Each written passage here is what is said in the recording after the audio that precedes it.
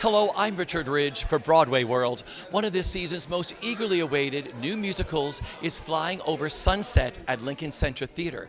It features book and direction by James Lapine, music by Tom Kitt, and lyrics by Michael Corey. It has choreography by Michelle Dorrance. It opens on April 16th at the Vivian Beaumont Theater, and we drop by the rehearsal room to bring you a sneak peek and meet the company led by Carmen Cusack, Tony Yazbek, and Harry Haddon-Payton.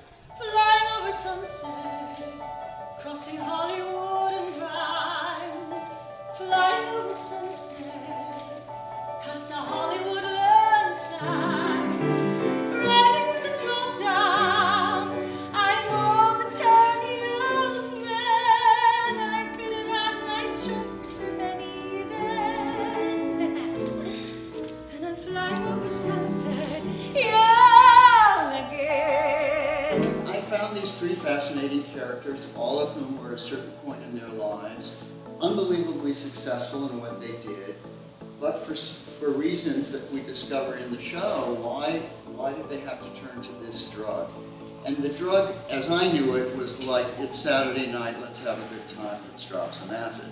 But in fact, LSD, and those who used it in the 50s, was a much more serious kind of venture in which they used the drug to find out things about themselves, to put their lives in perspective, and each of these three people just happened to be at a kind of crossroads in their life. Well, I'm just glad to have gotten to know this woman through this show. She's everything. She was a writer, she's an editor, she was a congresswoman, she was an ambassador, and all of this was taking place in the 1950s. I mean, and she's a woman. Who does that? It was incredible. And her journey and reading about her, I'm still reading, I'm learning so much. But I don't know how she did it. I honestly don't know how she did it all. And I don't know how she had the energy to do it all.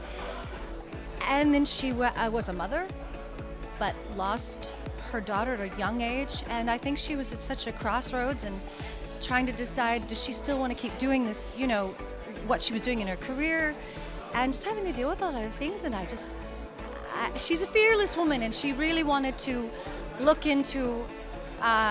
inwards and see what was going on and try and figure some stuff out. So LSD helped her along. I looked at all the documentaries, I read some books, and I assimilated what I found in my life to what is in his life, and I found a lot of similarities in childhood trauma, in how he was raised in show business.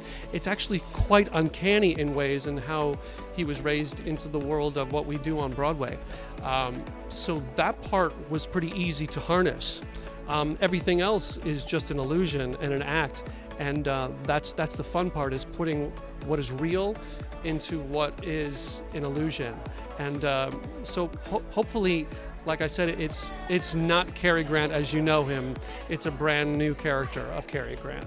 He's the cleverest person in the room. His mother died when he was young. His brother committed suicide when he was young. He lost his eyesight, age 16. All these things that, for an actor, you're like, what? Brilliant. And there's so much material that you can read all about it. And you can read about how he walked and what clothes he wore and how he didn't like handshaking and how his voice mesmerized people. And there's so much material that it's really fun. And then you disappear inside him for a bit, and then you see what the text does. It's amazing to be the smartest guy in the room. I play a couple roles. The main one is Carrie's psychiatrist, who is also Carrie's father in a strange sort of LSD kind of way. Philosopher, religious scholar, author. He was instrumental in helping to bring certain Indian philosophies, including Vedanta, to America, and formed his own center in the hills in Northern California and then in Santa Monica. We performed a little bit of this morning. Aldous Huxley, it's The Return of Judith to Bethulia. It is a painting that Aldous Huxley hallucinates when he's on LSD, that the painting comes to life. So I play one of the women in the painting who ultimately gets Harry Haddon-Payton, Aldous Huxley, into the painting, and it's just a total LSD trip happening live on stage in a musical. Jesus,